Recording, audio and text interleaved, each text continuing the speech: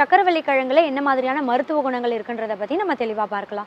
முதல்ல இதில இருக்கக்கூடிய வைட்டமின் சி ஊட்டச்சத்து நம்ம உடம்புல நோய் எதிர்ப்பு தன்மையை நல்லா அதிகமாக்கும்.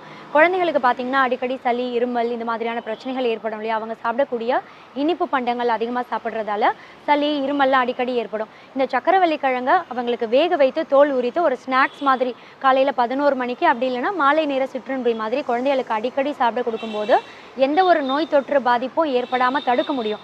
ஏன்னா இதில் வைட்டமின் சி, வைட்டமின் பி6 மாதிரியான முக்கியமான ஊட்டச்சத்துக்கள் அவங்க உடம்புல நோய் எதிர்ப்பு தன்மையை அதிகமாக்கும். இந்த வைட்டமின் பி6 அப்படின்ற ஒரு ஊட்டச்சத்து அவங்களுக்கு ரத்த சோகை ஏற்படாமல் தடுக்கும்.